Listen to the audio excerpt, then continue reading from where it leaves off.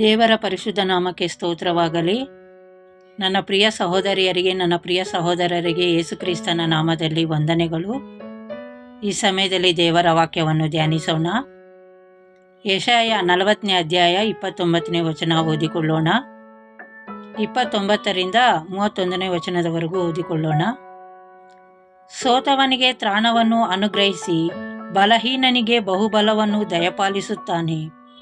ಯುವಕರು ದಣಿದು ಬಳಲುವರು, ತರುಣರು ಸೊರಗಿ ಮುಗ್ಗರಿಸುವರು. ಯೆಹೋವನನ್ನು ನಿರೀಕ್ಷಿಸುವವರೋ ಹೊಸ ಬಲವನ್ನು ಹೊಂದುವರು. ಅವರು ಹದ್ದುಗಳಂತೆ ರೆಕ್ಕೆಗಳನ್ನು ಚಾಚಿಕೊಂಡು ಏರುವರು.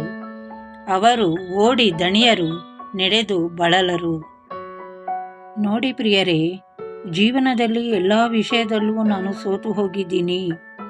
ಎಲ್ಲ ವಿಷಯದಲ್ಲೂ ನಾನು ಬಲಹೀನನಾಗಿದ್ದೀನಿ. ಎಷ್ಟೇ ಕಷ್ಟಪಟ್ಟರೂ